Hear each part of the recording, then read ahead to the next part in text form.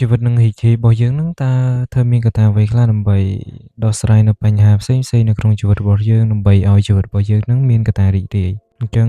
សួស្តីអ្នកទាំងអស់គ្នាថ្ងៃនេះយើងមកកាន់វីដេអូបន្តរបស់ខ្ញុំទៀតហើយនៃកម្មវិធីអារម្មណ៍អ្នកថ្ងៃនេះខ្ញុំមានប្រធានបទជីវិតនឹងរីករាយមកចែកជូនអ្នកទាំងអស់គ្នាចូលក្នុងចំណុចទី1របស់យើងគឺព្យាយាមគិតល្អរឿងល្អនឹងមករកអ្នកមានន័យថានៅក្នុងជីវិតរបស់យើង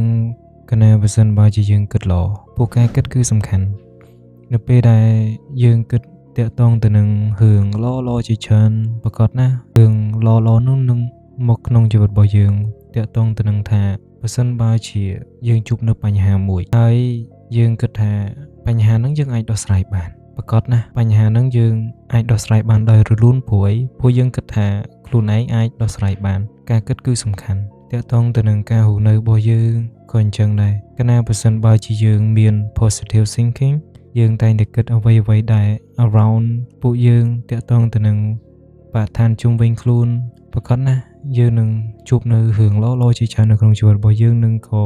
មិនមានរឿងពិបាកដែរនៅពេលដែលយើងគិតល្អរឿងចូលមកក្នុងជីវិតរបស់យើងទៀតសោតក៏មានកំណត់ផ្ទុយមួយទៀតថាបើយើងគិតមិនល្អអ្នកទាំងអស់គ្នាអាចសង្កេតមើលខ្លួនឯងបានបើសិនបើជាពេលខ្លះយើងតែងតែគិតមិនល្អតាក់ទងទៅនឹងការស្លៀកពាក់តាក់ទងទៅនឹងអេរិយាបថរបស់ខ្លួនចឹងចុះពេលខ្លះយើងធ្វើអ្វីដែលជាខ្លួនយើងទេប៉ុន្តែនៅពេលដែលយើងធ្វើហើយយើងតែងតែគិតថាជុំតិចអញធ្វើចេះទៅអត់ល្អទៅកាលណាបើសិនបើជាយើងគិតមិនល្អវាធ្វើឲ្យយើងស្មុគស្មាញនៅក្នុងជីវិតរបស់យើងវាធ្វើឲ្យយើងនឹងវាធ្វើឲ្យយើងមិនសប្បាយចិត្តរយៈពេលមួយថ្ងៃអញ្ចឹងក៏មានដែរទីពីរនោះគឺតាក់ទងទៅនឹងអ្នកប្រៀបដូចជាកញ្ចក់អញ្ចឹងកាលណាបើសិនបើជាអ្នកញញឹមគេក៏ញញឹមនៅក្នុងនេះមានន័យថាបើសិនបើជាអ្នកទាំងអស់គ្នាពិបាកចិត្តព្រោះខ្ញុំដឹងថាជីវិតរបស់យើងក៏មិនប្រកបតែរីករាយរហូតដែរអញ្ចឹងយើងត្រូវតែមានកត្តាអ្វីខ្លះដើម្បីធ្វើឲ្យខ្លួនឯងនឹងមានភាពរីករាយទីមួយនោះគឺយើងអាចនិយាយមុខកញ្ចក់នៅអារម្មណ៍ដែលយើងមាននៅក្នុងខ្លួនរបស់យើងចឹងទៅដើម្បីឲ្យវារំសាយនៅកង្វល់ផ្សេងៗទៀតនៅក្នុងជីវិតហើយនៅពេលដែលអ្នកញញឹមដាក់កញ្ចក់នៅពេលដែលយើងឃើញខ្លួនឯងញញឹមទៅមានអារម្មណ៍មួយថាជីវិតរបស់យើងនៅតែមានក្តីសង្ឃឹមគឺត្រូវញញឹមឲ្យបានច្រើនហើយនៅពេលដែលយើងញញឹមបានច្រើនប្រកបណាស់អារម្មណ៍ឬក៏ការគិតរបស់យើងហ្នឹងគឺល្អនៅក្នុងមួយថ្ងៃនេះគឺពោពេញទៅដោយសេចក្តីរីករាយទោះបីតែមានបញ្ហាចូលមកមែនប៉ុន្តែយើងចេះហ៊ានបត់បែននៅក្នុងជីវិតរបស់យើងឲ្យរីករាយប្រកបណាស់ជីវិតរបស់យើងនឹងល្អប្រសើរហើយទី3នោះខ្ញុំចង់ចែកជូនអ្នកទាំងអស់គ្នាពេលខ្លះយើងតែងតែមានអារម្មណ៍មួយថាពិបាកចិត្តតែធៀបពិតអារម្មណ៍ទាំងអស់នោះវាគ្រាន់តែកើតនៅក្នុងខ្លួនយើងមកទេពេលខ្លះនៅពេលដែលយើងអង្គុយធ្វើអ្វីៗផ្សេងៗអញ្ចឹងទៅពេលនោះឯងអារម្មណ៍ដែលវាពិបាកចិត្តហ្នឹងក៏កើតឡើងមាននៅក្នុងចិត្តរបស់យើងអញ្ចឹងក៏មានដែរចិត្តរបស់យើងហ្នឹងគឺប្រែប្រួលច្រើននៅក្នុងអារម្មណ៍របស់យើងការដោះស្រាយដ៏សំខាន់នៅពេលដែលយើងមានអារម្មណ៍ថាពិបាកចិត្តហ្នឹងគឺត្រូវមានសកម្មភាពហ្នឹងមានន័យថាតាក់ទងទៅនឹងការធ្វើកិច្ចការផ្ទះតាក់ទងទៅនឹងការធ្វើលំហាត់ផ្សេងៗអញ្ចឹងទៅឬក៏លេងហ្គេមអញ្ចឹងទៅកុំទុកឲ្យខ្លួនឯងនៅក្នុងបន្ទប់មួយដែលស្ងាត់ដែល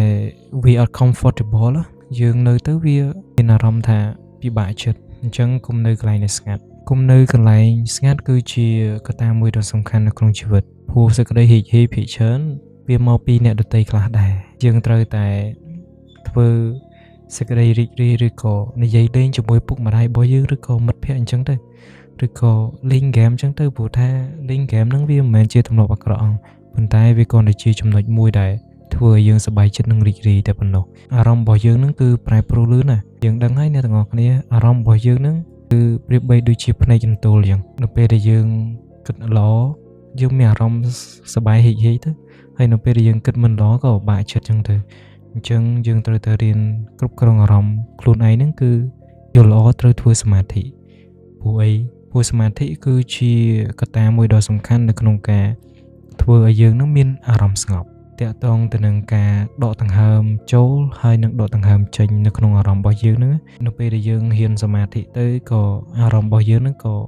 ប្រសើរឡើងដែរសរុបសេចក្តីមកជីវិតរបស់យើងរីករាយរៀនទទួលស្គាល់នៅអ្វីដែលខ្លួនមានកុំប្រៀបធៀបនឹងគេអីព្រោះថាយើងកើតមកវាមិនពិបាកទេ